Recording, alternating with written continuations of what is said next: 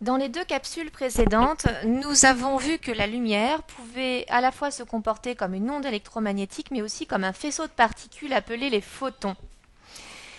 Dans le cadre de cette capsule, nous allons étudier l'interaction entre la lumière et la matière, c'est-à-dire entre les atomes et les molécules qui la constituent. L'interaction entre la lumière et la matière a été notamment étudiée en 1914 par les physiciens Franz et Hertz. Ces deux physiciens ont envoyé dans une ampoule de verre contenant des atomes d'hélium gazeux des électrons produits par un filament chauffé. À l'intérieur de cette ampoule de verre, ils ont placé trois électrodes que j'ai nommées grille 1, grille 2 et récepteur. Entre la première grille et la deuxième grille, ils ont appliqué une tension électrique que j'ai notée grand V.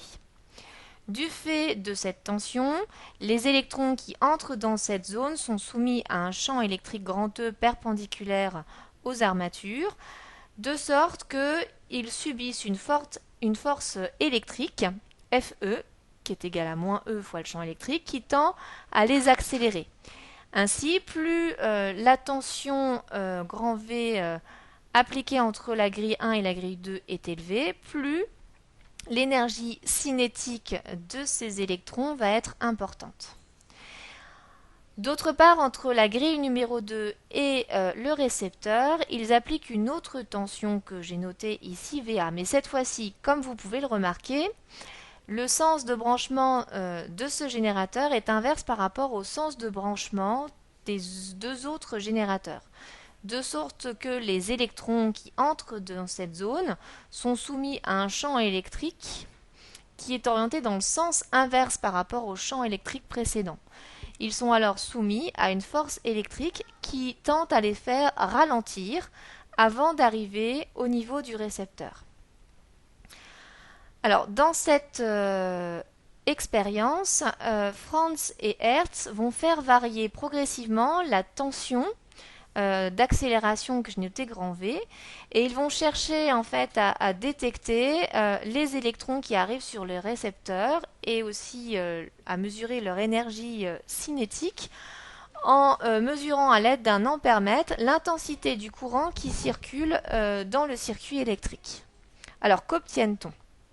Dans un premier temps, ils observent que l'intensité du courant reste nulle tant que la tension accélératrice appliquée grand V reste plus petite que la tension de freinage VA. En revanche, dès que cette tension accélératrice de grand V devient supérieure à la tension de freinage VA, ils observent que l'intensité du courant qui circule dans le circuit électrique augmente. Mais lorsque la tension atteint une valeur de 16,21 volts, ils remarquent une chute d'intensité dans le circuit électrique qui s'accompagne en même temps de l'émission d'une radiation ultraviolette. Ensuite, lorsqu'ils recommencent à augmenter la tension accélératrice appliquée entre la grille 1 et la grille 2, ils enregistrent à nouveau une augmentation de l'intensité du courant jusqu'à ce que la tension accélératrice atteigne la valeur de 32,72, où là, cette fois-ci, à nouveau, ils enregistrent à nouveau une chute d'intensité qui s'accompagne à nouveau de l'émission d'une radiation ultraviolette. Ainsi, Hertz et Franz observent ainsi une série de chutes d'intensité de courant pour des valeurs discrètes de tension accélératrice. Alors, comment expliquer ces variations d'intensité? Donc lorsque les électrons se déplacent dans le tube en verre, ils vont heurter les atomes d'hélium. Mais dans un premier temps, au cours de ces chocs, les électrons ne vont pas céder une partie de leur énergie cinétique aux atomes d'hélium, de sorte en fait qu'ils ne seront pas ralentis et ils vont ainsi parvenir jusqu'au récepteur puisqu'ils n'ont pas perdu d'énergie cinétique. On parle alors en fait de choc élastique. Mais en fait, pour certaines valeurs de leur énergie cinétique, Franz et Hertz ont envisagé que les électrons ne subissaient plus de chocs élastiques, mais des chocs inélastiques, c'est-à-dire des chocs au cours desquels, cette fois-ci, ils perdaient une partie de leur énergie cinétique parce qu'ils transféraient une partie de leur énergie cinétique aux atomes d'hélium. Et du fait de ces transferts d'énergie cinétique et donc de l'interaction avec des atomes d'hélium, ils ont plus assez d'énergie cinétique pour atteindre le récepteur, d'où cette chute d'intensité. Du coup, Franz et Hertz concluent que cette expérience montre que l'énergie finalement des atomes d'hélium sont quantifiées, c'est-à-dire qu'ils ne peuvent prendre que certaines valeurs particulières qui vont représenter sous la forme d'un diagramme comme vous le voyez apparaître sur la diapositive. Alors, ils expliquent cette quantification de l'énergie des atomes, et en particulier de l'atome d'hélium, par la répartition des électrons en couches et en sous-couches au cours du noyau des atomes.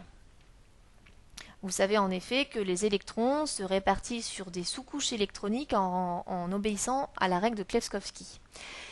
Alors, ils envisagent du coup que l'énergie la plus basse de l'atome d'hélium correspond au cas de figure où les électrons occupent les couches et les sous-couches électroniques les plus proches du noyau en respectant toujours cette fameuse règle de Klevskovsky. Et cet état dans lequel les électrons sont répartis sur ces couches en obéissant à la règle de Klevskovsky correspond à ce qu'on appelle l'état fondamental de plus basse énergie. Les autres énergies des atomes pourraient s'expliquer par le fait que suite à des chocs ou suite à des interactions avec la matière, les électrons finalement de l'atome d'hélium ne vont plus occuper ces sous-couches les plus proches du noyau, mais vont venir occuper une sous-couche située au-dessus. Et donc, cela va donner à notre atome d'hélium, et de façon générale à tout atome, une énergie supérieure à l'énergie qu'ils ont lorsqu'ils sont dans l'état fondamental. Mais lorsque ils acquièrent cette énergie, ces atomes ne sont pas stables. On va dire alors qu'ils se trouvent dans un état excité. Donc si on reprend l'expérience d'Hertz et de Franz, on peut alors considérer que lorsque les énergies des électrons n'est pas égale à la différence, à l'écart d'énergie entre l'état fondamental et l'énergie du premier état excité, les électrons en fait n'interagissent pas avec l'atome d'hélium et ne perdent pas leur énergie. En revanche, lorsque l'énergie cinétique des électrons devient égale à l'écart d'énergie entre l'état fondamental et le premier état excité, ils interagissent avec l'atome qui va acquérir, qui va capter, qui va absorber une partie de cette énergie et passer en fait dans un état excité. On parle alors dans ce cas-là de phénomène d'absorption. Mais comme cet état excité, comme je vous l'ai dit précédemment, n'est pas un état stable, l'atome ne va pas rester dans cet état excité et on peut alors envisager que cet atome retrouve cet état fondamental en émettant un photon qui véhicule l'énergie perdue. Voilà. Donc, grâce en fait à cette expérience, ils mettent en évidence la quantification de l'énergie des atomes et les processus d'émission et d'absorption qui vont expliquer notamment les spectres d'émission et d'absorption que vous avez étudiés en seconde. Donc, dans le cadre de la prochaine capsule, nous allons résumer tout ce que vous avez à connaître sur cette quantification de l'énergie des atomes.